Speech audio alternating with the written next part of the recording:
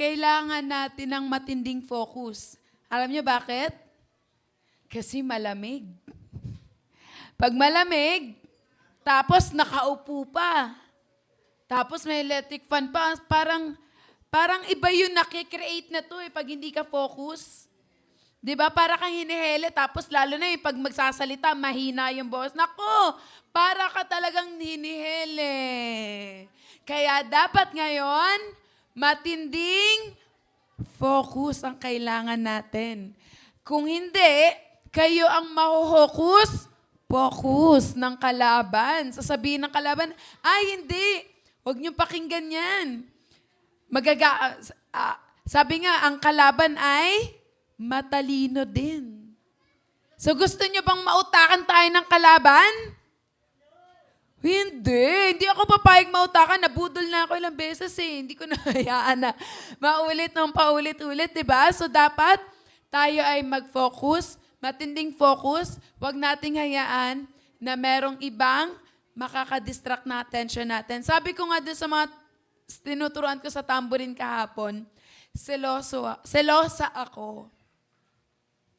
Hindi pwedeng nakatingin ka sa iba. Kaya si Lord, o hindi, kaya si Lord, dapat isipin nyo na ayaw din ni Lord na may ibang tumatakbo sa isip mo. 'Di ba? Seloso si Lord, gusto niya na ikaw at siya lang. Ngayon, wala mo ng third party. Kasi kahit kayo ayaw nyo ng kaagaw eh.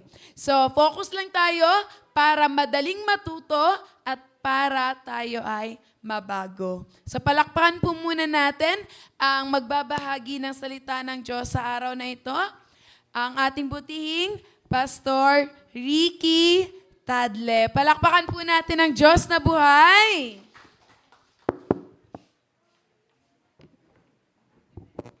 Okay, praise God. Magandang umaga. Amen. Masaya ba tayo? Kahit tag-ulan, no? So, ang kagalakan natin, lalo na pag araw ng linggo, excited tayo magsimba. So, pag tag-ulan, ang inisip ng iba, nakakapagod bumangon dahil nga umulan. Pero ang nakakasaya tingnan mga kapatid, yung tipo bang ramdam mo na ang pag-ibig mo sa Diyos ay siyang number 1. Pag number 2 lang siya, mamaya na yon, di ba? So, thank you Lord sa oras na ito dahil hindi lang sa masaya tayo, nagkikita tayo na higit pang masaya. Di ba? Hindi lang yung nakita tayong mukha. At salamat din sa mga patutuon ninyo. Iyan ang nagpapatunay sa inyo na buhay ang Diyos sa inyong buhay. Lalo na sa mga naglilipatan. Naranasan ko rin yan na higit pa noon. Hindi lang alam kami nakikita na halos magkabangga-bangga na ako doon sa tricycle para lang matawid namin yung tapos sunod buwan tawid na naman sa kalsada para man lumipat. So, naranasan din namin yan. Pero magtiis lang kayo dahil sa kabila ng pagtitiis nga, nandun yung kaginhawaan. Amen? Ngayon nga, palipatin na ako doon, Panginoon. May bahay na, pero ako pa rin ang, di ba? So, kung talaga ang Panginoon, di ba naalala niyo yung kwento ni Abraham? Si Abraham ay sabi ng Panginoon, lumipat ka. Dahil doon masagana. Di ba? Masagana sa Kanaan. Pero dahil nga masunurin si Abraham, ang dinala lang nila ay yung mga kamag-anak, yung mga kuwan lang, pamilya lang niya. So hindi niya iniisip yung mga kamag-anak niya, hindi niya iniisip niya yung kaibigan niya, basta ang iniisip niya yung utos ng Panginoon. Amen? Kaya minsan, kapatid, katulad ng mga eskwelahan dito sa aking anak, o sino pa man, di ba? Parang ayaw niyong lumipat dahil gusto niyo na makasama niyo pa rin, yung mga classmate niyo. Ganon, natural lang yan. Pero pag sa Panginoon na talaga, kung anong inuutos ng Panginoon, sundin natin. Diba? Ako, malayo nga ako eh. Nagtiis, kumbaga, pero sa totoo lang, ang hindi ko lang lubos maisip yung pasalamat ko sa Panginoon. Amen? So hindi tayo magtagal mga kapatid. Purihin ang Panginoon sa oras na ito. Makinig tayo kahit sa ilang sandali lang dahil napaka-importante ito sa ating buhay. Dahil ito ay patungkol ito sa last days mga kapatid. Amen? Alam mo yung last days? Yung mga huling araw. Hindi ko kayo tinatakot ha. Ito'y aware tayo. Babala ito, ang Biblia, may warning, may tinatawag na babala siya, mayroong tinatawag na paalala, reminders, maraming tinutukoy sa Biblia na minsan ay binabaliwala natin.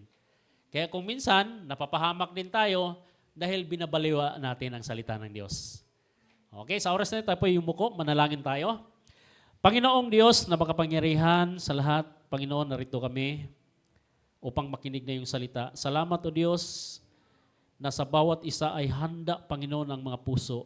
Tanggapin ang iyong salita upang ito'y magmumutawi sa kanilang mga bibig, sa kanilang mga tahanan din, Panginoon.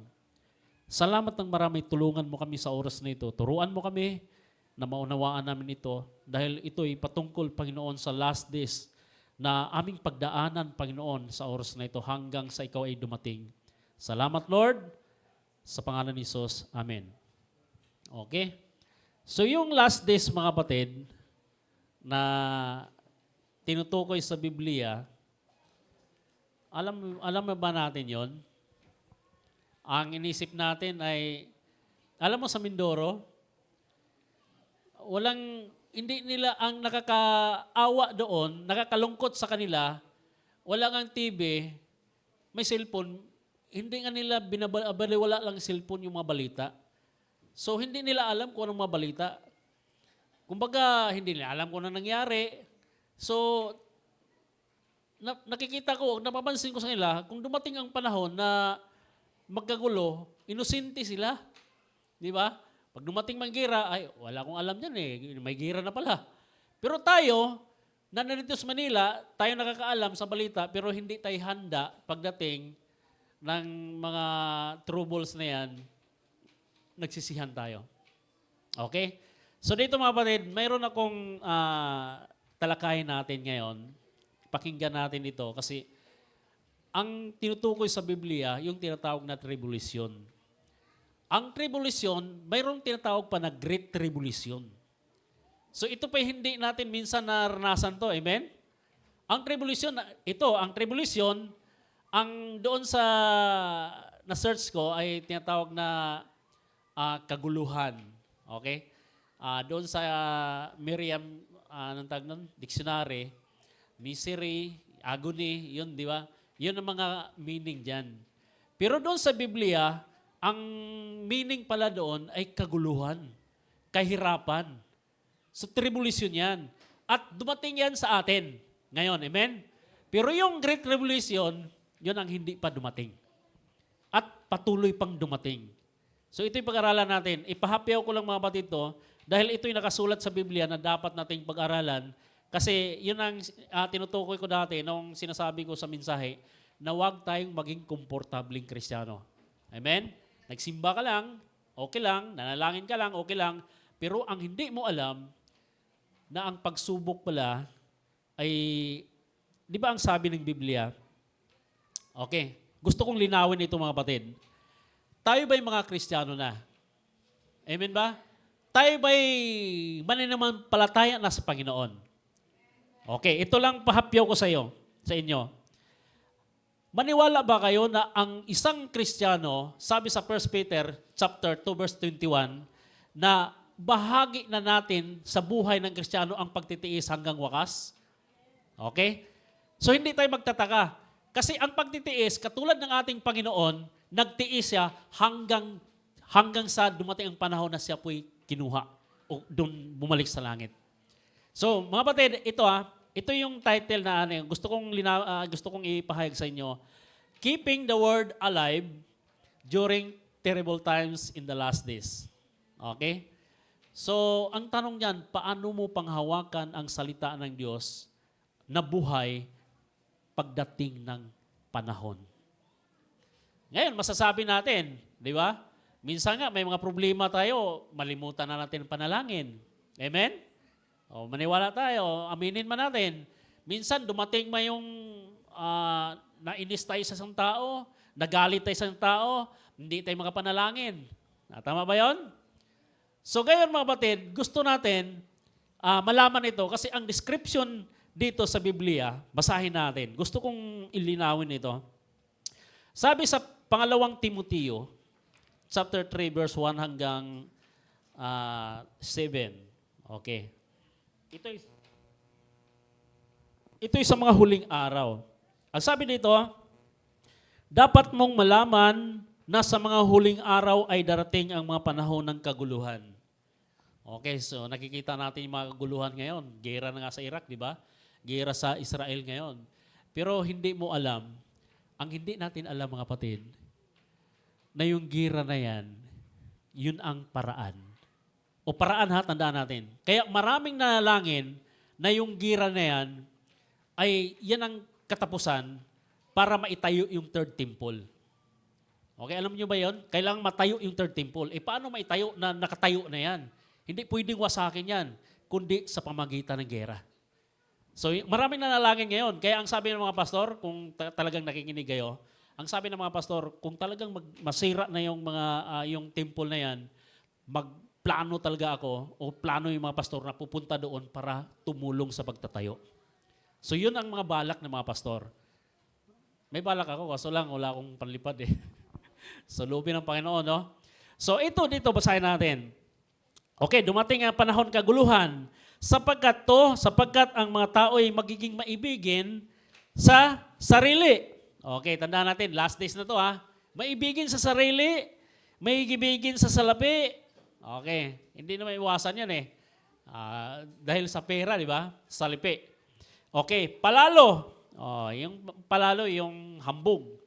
Mapagmataas, mapagmagsamantala, suwail sa magulang. Okay, tandaan natin to. May mga anak na suwail sa mga magulang. Walang utang na loob at labastangan sa Diyos. Okay. Sila'y magiging walang pagmamahal sa kapwa, walang habag, mapanirang puri, walang pagpipigil sa sarili, marahas at walang pagpapahalaga sa mabuti. Sila'y magiging mga taksil, padalos-dalos, mayayabang, maibigin sa kalayawan. Sa halip, maibigin dapat sa Diyos. Amen? Sa 5, sila'y may mga anyo ng pagiging makadiyos. Ito'y masakit sa atin mga kapatid ha. Kaya huwag tayong maging katulad ng mga sakriba. Yung iskriba at saka maparasiyo. Mapagkunwari ito. Okay, sila yung mga may anyo na magiging makadiyos, ngunit hindi naman nakikita ang kapangyarihan nito sa kanilang pamumuhay. Okay?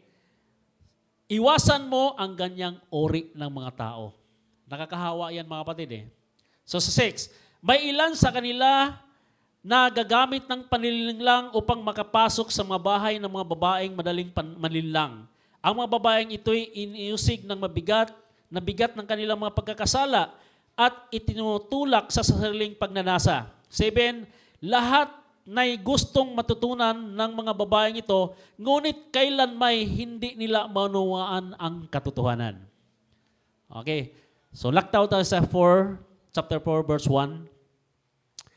Sa harap ng Diyos at ni Kristo Jesus na hahatol sa mga buhay at sa mga patay, alang-alang sa kanyang pagdating bilang hari, inaatasan kita. Ipangaral mo ang salita ng Diyos, pagsikapan mong gawin iyan, nagpapanahon man o hindi, himukin mo at pagsabihan ang mga tao at palakasin ang kanilang loob sa pamagitan ng magtiyagang pagtuturo. So dito muna tayo mga kapatid ha. So ang description ng ni Paul ngayon, in the last days, na ating nababasa, number 1, yung tinatawag na misguided love. Amen? Yung tinatawag na misguided love, wala nang pag-ibig sa isa't isa. Nakikita mo ba sa Matthew chapter 24? Na wala na yung pagmamahal, maging sa mga magulang. Suwail na sa mga magulang. O, di ba? Hindi na natin ipagtatagayan. Kaya may mga anak tayo, kailangan tulungan, turuan natin kasi nakasaad na pala sa Biblia yan. Amen? At lalo na ngayon, ang hindi natin alam na 100% 24 hours a day, o tinatawag na 7-Eleven, Ano ba yung tinutog na? 7:24? O, 24:7. Na ang si Satanas na tinatawag ay duplikayod.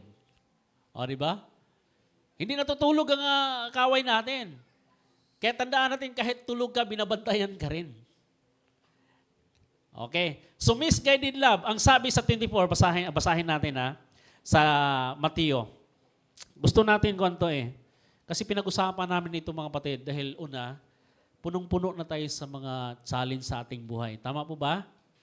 Nandoon na yung pag-aalaala, paalaala ng bawat isa na magpatuloy tayo. Pero paano tayo magpatuloy pagdating itong panahon? Dahil ang panahon na dumating ay minsan masasabi natin na hindi natin kaya ito. O, di ba? Kasi ang sabi ng Biblia, sa panahon ng pagsubok, ang sabi ng Panginoon, darating at siya'y tutulong. So, hindi nihayaan na tayo po'y subukin ng ganito. Amen ba? So, ganito mga kapatid, ang misguided love na tinutukoy sa Biblia, maging palalo, mayayabang sa bawat isa, nangyari na ngayon kasi gusto ng dyablo na ipapahamak din ang mga tao katulad niya. Kasi dapat kay dyablo lang ang impyerno Bakit nandamay pa siya? Kasi maraming mga taong nagustuhan niya. Kaya nga, huwag tayong magpalinlang. Pangalawa, yung tinatawag dito sa verse 5, basahin natin ulit yung tinatawag na empty religion. Wala ka ng kinikilingan, wala ka ng relihiyon, wala ka ng katitiwala-tiwala. Ang sabi dito sa verse 5, chapter 3, verse 5, sila'y mga anyong pagiging makadiyos. Okay? Ano bang taong ito? Nakikita ba natin to? Siyempre naman siguro, no? Sila'y pumapasok sa simbahan, sila'y nag-aayuno, sila'y, ang sabi nga doon sa Mateo, di ba? Nag-aayuno sila, mapagkunwari, nanalangin, mapagkunwari, pero ang puso nila ay hindi pala nakasintro sa ating Panginoon. Okay, ang sabi doon, ngunit hindi naman nakikita ang kapangyarihan ng Diyos sa buhay ng tao. So yan ang masaklap mga kapatid. Kaya marami natin makikita. At yung pangatlo, yung tinatawag na cut off the open mind.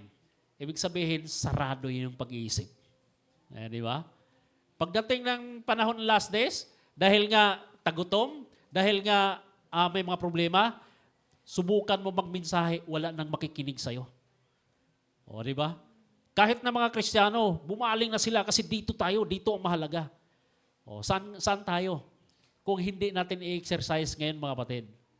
Kailangan ngayon pa lang i-exercise natin yung mga bagay na pagdating ng panahon, Lord, ang iyong salita, buhay pa kaya pagdating ng mga troubles na yan? Di ba? Karamihan mga kapatid, naliwala na tayo sa alignment Amen? Aminin man natin yan, nawala tayo sa alignment. Kaya nga minsan mga kapatid, napapahamak tayo. Kaya ang sabi ng Osea, na ang aking bayan napapahamak dahil sa kakulangan ng kaalaman. Paano hindi nagbabasa ng Biblia? Paano hindi nanalangin? Hindi umaatin. Di ba? So ano pa ba? Ano pa bang gagawin ng isang tao? So, ang resources na dapat nating gawin, ito, mga resources. Ano bang resources na tinatawag? Yung kung anong, pinanggagalingan, pinagkukunan ng lakas ng loob. Nababasa natin. Ang sabi sa verse 1, okay, para na mapaglabanan natin. Ito, madaliin ko lang to. Kasi mamaya may tataas na diyan na time's up. Nagmamadali ako Okay, ang sabi sa pangalawang Timoteo, chapter 1, verse 7 kaya hindi tayo mag-alala pala, kasi pag dumating pala yung mga pagsubok na ito, mayroon tayong kaagapay. Okay? Mayroon tayong katuwang.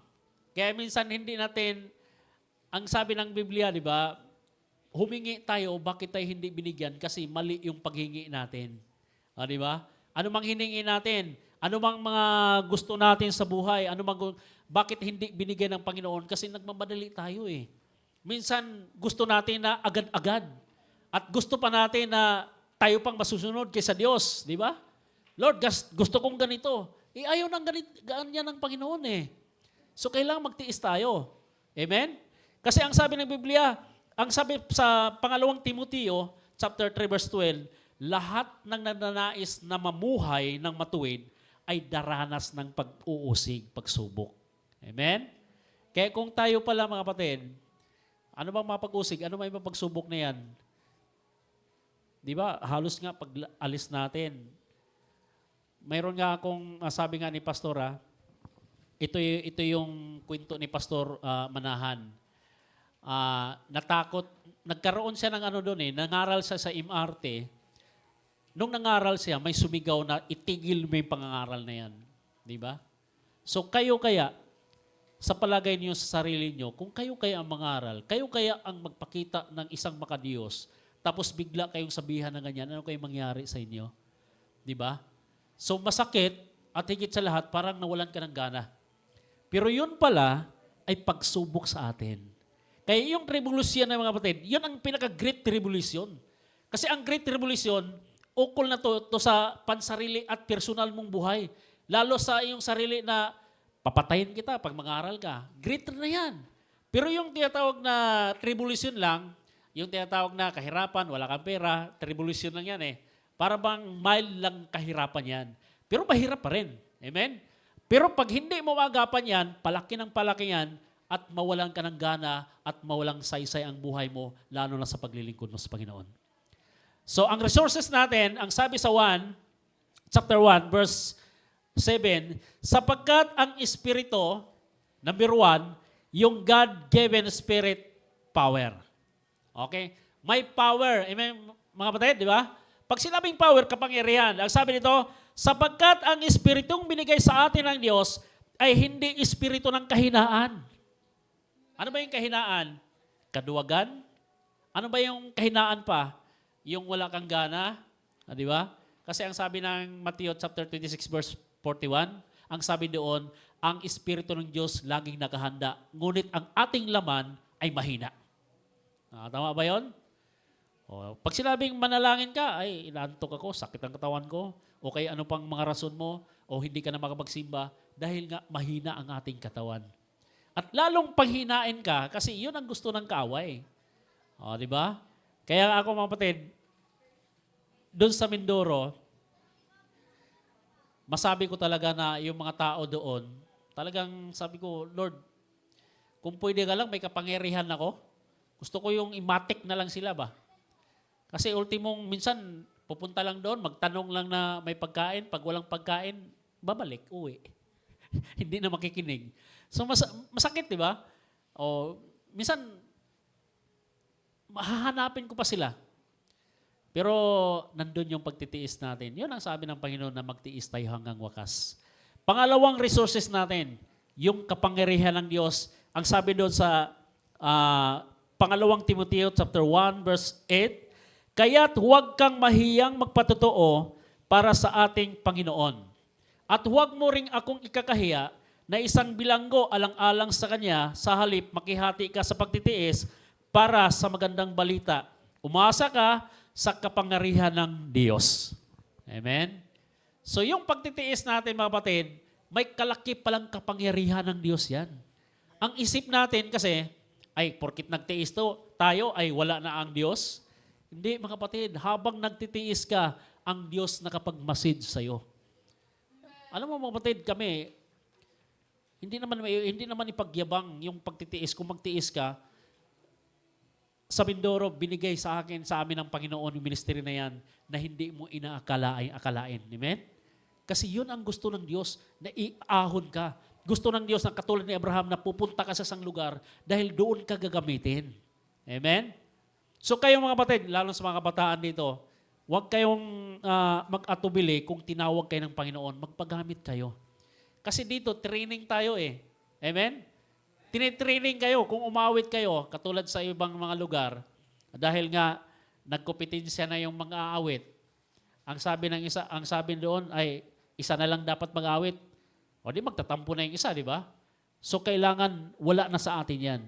Kung matuto kayo, darating ang araw, ipadala rin kayo sa ibang lugar. Amen? Ako hindi ko akalain kasi inihanda ka ng Panginoon Kailan ako natuto nag-drive ng yung sasakyan. So nakita ng Diyos, marunong ka palang mag-drive, bibigyan kita. Amen. Pero kayo, kung manghingi kayo, paano kayo bibigyan kung hindi nyo pahalagahan? Nakikita ng Diyos yan pahalagahan nyo sa isang bagay na maliit, pagdating ng araw, yun pala ang magagamit nyo. Maraming mga pastor ngayon humahayo. Maraming mga pastor na kung saan sila, ultimong pagigitar hindi nila alam. Kasi nga, wala silang nasasanayan. So dito mga kapatid, ang power na binigay sa atin ng Panginoon, kalakasan pala natin yan. Amen? Pangatlo, yung tatawag na, ang sabi sa 1:14 sa pangalawang Timoteo, basahin natin ha. Ang sabi doon, sa tulong ng Espiritu Santo na nanatili sa atin, ingatan mo ang mabuting bagay na ipinagkatiwala sa iyo. Okay? Ano bang mabuting bagay na pinagkatiwala sa atin ng Panginoon? Yan ang tanong ko sa inyo. Ano bang mayroon ng Diyos na binigay sa inyo na dapat ninyong pagbutihin? Hindi lang buhay. Di ba? Mga talento ninyo. Kaya nga sabi nga ng Biblia, huwag kayong mahiya na ipagpatuo ang salita ng Diyos dahil ito'y kagalakan ng Panginoon. Pangapat, bilisan natin, yung tinatawag na grasya ng ating Panginoong Jesucristo. Yung pananampalataya na binigay sa atin ng Panginoon. Yung kaligtasan. Amen? So ang sabi sa 2:1 verse 2:1 sa pangalawang Timoteo, ang sabi doon, kaya nga anak ko, magpakatatag ka sa tulong ng kagandang loob ni Jesucristo, sa kagandahang loob ng ating Panginoon. So huwag tayong mag-alala. Kaya nga lang, hindi ko na, yung sinasabi ko niya, pataphaw lang to, tapyaw lang yan, kasi yung Great Revolution, sa kanila nating pag-aralan to. Dahil may tinatawag dito na hanggang sa last days, yung tinatawag na raptured, yun, marami tayong narinig na yan, na mayroong bago daw dumating yung pagsubok, Great Revolution, ay tinatawag na raptured. Mayroon ding tinatawag na mid-revolution, na bago sa kaligitnaan ng revolution, ay raptured. Mayroon ding tinatawag na pagkatapos ng tribulation, raptured. So saan tayo doon? Karamihan ang napakinggan natin bago daw mag-tribulation. Pero sa tingin ko mga kapatid, ang sabi ng Biblia, paano ipahiwatig ng Panginoon, paano pinapahiwatig nito na susubukin o yung pagsubok na dumating ay tutulong ang Diyos. So marami, minsan unfair, di ba? Kasi ang mga apostolis dati, dumaan sa Great Revolution sila. Pero tayo, gusto natin, hayahay, tapos bigla lang aangat sa langit. Di ba? Gusto natin, di ba? Walang pagsubok. Lord, hindi na kami dadaan sa pagsubok, sa Great Revolution, kasi aakit na sa langit. Mga kapatid, ito'y tanda natin. Anumang mauna, anumang mangyari, kailangan handa ka. Dahil mamatay man tayo o kuunin tayo ng Panginoon, handa ka ba? O dahil lang sa pagsubok na yan, hindi ka nakatiis, nagpakamatay na. Kaya nga yung Great Revolution, ito yung Great Revolution, ang sabi doon sa Biblia, yung gera, yung mga lindol, yung mga tinatawag na, ang ating panalangin mga kapatid, hindi talaga matigil yan. Kasi nakasulat na yan eh. Ang panalangin ng Lord, kung saan manggira na yan, protektahan mo yung mga anak mo. Yun ang panalangin natin.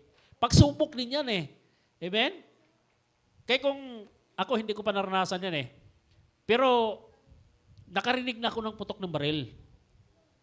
Doon sa Mindoro. Sabi ko, ano yun? Parang ganun lang. Parang tuk. Malayo eh. Pero gusto kong puntahan kasi akala ko palabas lang ba. Mamaya, mabaril pa ako eh. Kagabi, maraming mga sundalo na dumaan pala sa church. Ang iniisip ko, Lord, protektahan mo. Kasi yung mga rebelde kasi, doon, pag saan sila gusto, di ba? Baka papasok sa bahay mo, mga hostage, hinahabol na sila ng mga sundalo eh. So buti na lang, may aso ako, takot din siguro yung mga rebelde. Dumaan na pala ang mga rebelde doon sa simbahan. Buti dumaan yung may aso, hindi nakapenetrate yung mga rebelde. Mamaya, dumating din yung mga sundalo na halos 100 sigurong sundalo. Hindi ko lang alam, kinabukasan ko na kasi ang mga tao doon, Pastor, hindi mo ba napansin may dumaan dito mga rebelde at mga sundalo? Ay, tulog ako doon. Di ba? So mga kapatid, siyempre, kabahan ka, di ba? Pero Lord, ikaw ang proteksyon namin. Ikaw ang protector namin. Ganun lang kasimple. Kasi nangyari at mangyari yan, ayon sa salita ng Diyos at yung sinasabi sa Biblia na ang bawat kaharian maglaban-laban. Gera man, digmaan doon, digmaan dito, at least tayo, laging handa tayo. Amen? So, ang challenge natin, ang sabi sa Biblia, number 1 na challenge natin, sabi sa 3:5. Okay, pangalawang Timoteo 3:5. Ang sabi doon, do not get involved. Sino ba tong mga get involved? Sila'y may anyo ng pagiging makadiyos, ngunit hindi naman nakikita ang kapangyarihan nito sa kanilang pamumuhay. Iwasan mo ang mga iwasan mo ang ganyang uri ng mga tao. Para hindi ka mahawaan. Ibig sabihin mga kapatid, pag may mga tao na namumuhay na hindi mga Kristiyano, pwede mo siyang pakisimahan, pero wag mo siyang gayahin yung mga ginawa. Pwede mo siyang pagsabihan. Pero pag ayaw talaga niya, nandun ang panalangin mo na lang. Wala ka na magagawa kung anong gagawin niya. Pero pagdating ng araw, yun nakakalungkot kasi yung parusa na darating sa kanya, ipataw talaga ng Diyos yan. Wala ka nang sisingilin. Amen? Kaya ang gagawin natin mga kapatid, ang sabi doon sa pangalawang Timoteo chapter 4, ipangaral natin yung mabuting balita. Di ba? Mapamanahon man o hindi. Ibig sabihin, mapamanahon, ang iba kasing termino dito, kahit naman nilagnat ka, mangaral ka. So mga kapatid, ang sinasabi sa Biblia, yung panahon mo na kabataan, kasi si Timoteo, bata pa to eh. Ibig sabihin, yung panahon mo ngayon, malakas ka pa, ipangaral mo ang mabuting balita. Kailan ka mangaral? Pagdating na ba ang araw na ugod-ugod na tayo? At ang pangalawa na challenge natin, continue in what you have learned. Okay? Ang sabi sa pangalawang Timoteo, chapter 3, verse 14, ang sabi doon na, ngunit ikaw, magpatuloy ka sa mga aral na tutunan mo at matibay mong paniniwalaan sapagkat kilala mo ang nagtuturo sa iyo. Okay, ang sabi ni Paul doon kay Timoteo. So pinanghahawakan ni Timoteo. Ang sabi ni Pablo, panghahawakan mo at magpatuloy ka sa iyong natutunan.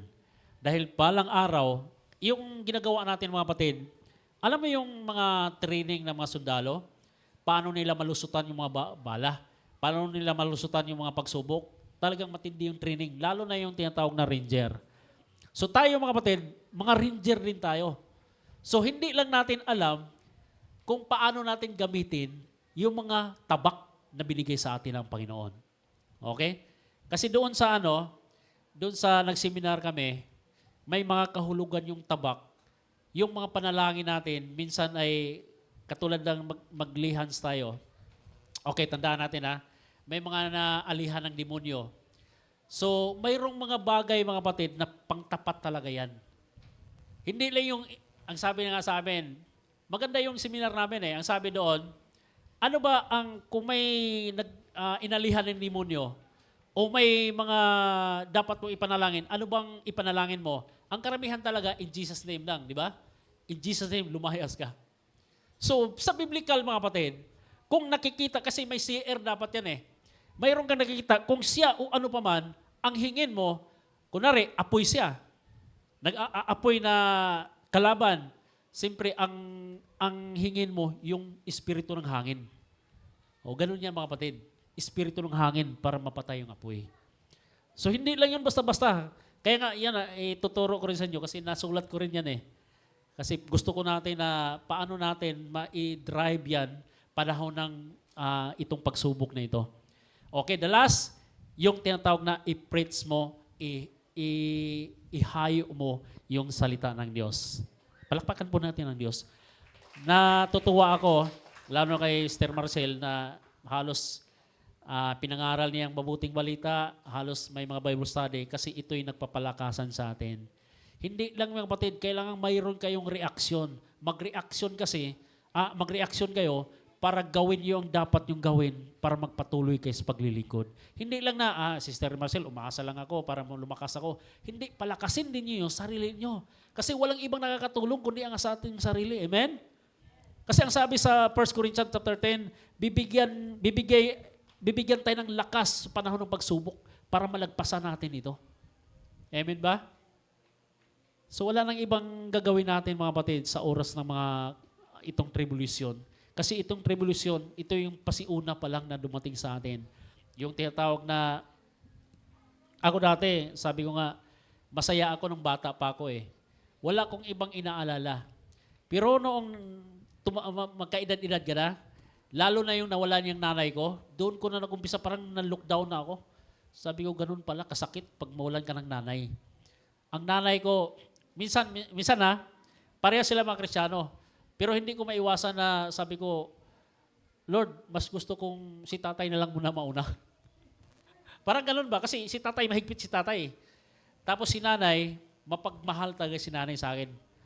O kahit nung nagkasakit ako, tinatakas niya ako papuntang ospital. Dahil yung tatay ko, 1 years, hindi talaga magpa-ospital yan. Manalangin. Doon ako natutong manalangin na kabata-bata, 8 years old siguro, 10 years old. Manalangin ka, paluhurin ka para lang manalangin.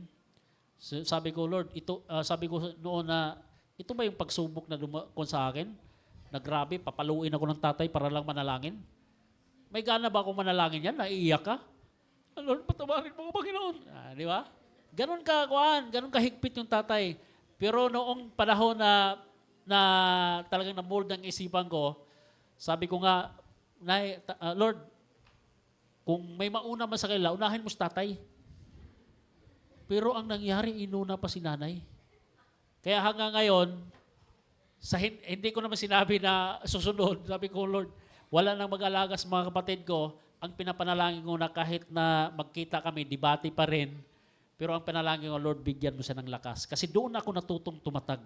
Ang sabi ng tatay ko, Rick, malaki ka na, may isip ka na, alam mo ng tama at mali.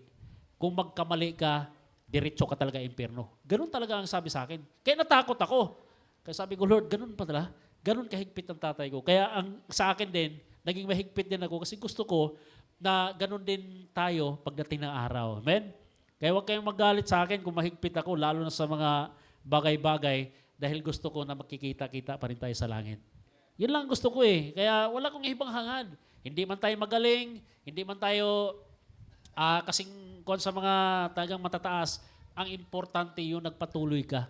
Kasi daig pa yung kaalaman mo kung pinapatuloy mo hanggang wakas. Kasi maraming mga pastor ngayon, bumagsak na at binagsak talaga ng Panginoon. Dahil hindi akma doon sa kalooban ng Panginoon. Amen? So yan ang challenge ko. Huwag tayong maging involved sa mga hindi Kristiyano, nagkunwari. Huwag tayong magsama-sama, sabay-sabay sa kanila.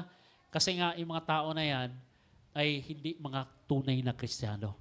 So ang gusto natin, kung tayo magsama-sama, yung tunay na mga anak ng Diyos.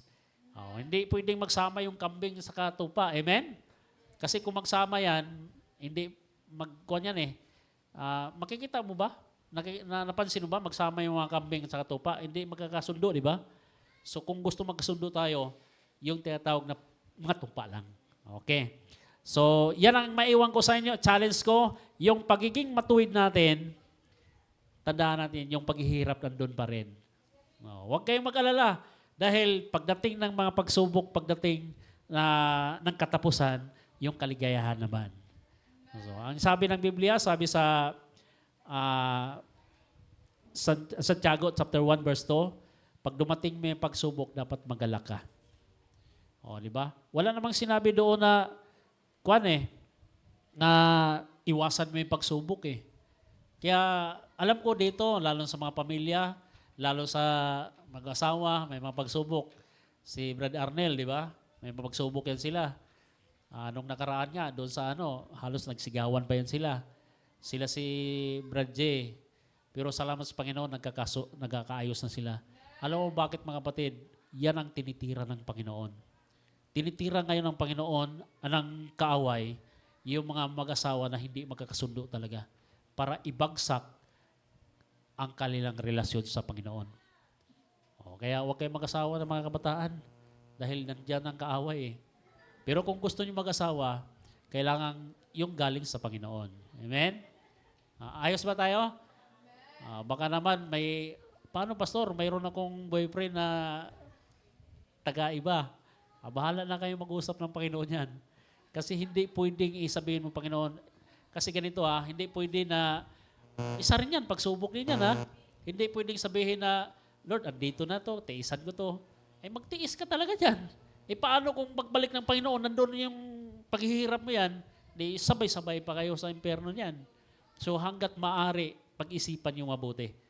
Amen, mga kabataan? So yan lang ang masabi ko. Kailangan keeping the word alive during terrible times in the last days. Okay? So yung mga bagay na simple lang iiwan ko sa inyo. Dahil sa sunod linggo, nandoon naman ako sa Mindoro. Hindi ko alam kung kailan babalik, kailan tayo magkikita.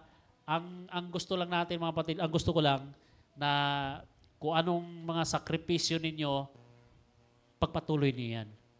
Kasi hindi matapos-tapos ang sakripisyo hanggang hindi pa dumating. Ang sabi ng Biblia, gusto niyong dumating ang Panginoon, maggawa kayo ng mabuti. Di ba ang sabi sa unang Pedro, pag gusto niyong dumating ang Panginoon, lagi kayong gumawa ng mabuti. Kasi alam mo bakit? Ang Israel ngayon, ang 144,000 ay hindi pa buo. Tandaan natin niya. Kasi ang plano ng Panginoon, ang 144,000 na tao na mga Hebreo ay buuhin yan bago dumating ang Panginoon. So pag dumating ba yan, paano? Ano bang kahinatnan sa mga hintil na katulad natin? Di ba? Kailangan handa tayo kasi karugtong tayo doon. So ang gagawin natin mga kapatid, ay magpatuloy tayo at manalangin lagi. Lalo na sa bansang Israel. Kasi ang sabi ng Kuwan, mapalad ang mga tao na nanalangin sa bansang Israel. Purihin ang Panginoon. So tayo po manalangin. Salamat Panginoon sa oras na ito. Salamat sa mga pagpapala na kalakasan na aming natamo Panginoon. Lalo Panginoon itong the last days na amin itong mapagtagumpayan. Marami kaming mga pagsubok na daanan, marami kaming mga saya din, Panginoon, sa aming buhay. Ngunit masigit pa natin yung pagdaanan ng mapagsubok. Dahil, Panginoon, sa oras na dumating ito, minsan, Panginoon, maisip namin na hindi ito namin malampasan. Ngunit, Lord, ayon sa iyong salita na pinangako mo sa amin, na habang kami ito'y napagdaanan, dapat kami magalak. Dahil oras na dumating ito, pagkatapos nito ay ang saya't galak na aming mata mo at higit sa lahat, yung gantimpala na ito po'y inihanda mo sa amin. Lord, pagpalain mo ang iglesyang ito. Pagpalain mo ang mga kapatid namin dito, Panginoon.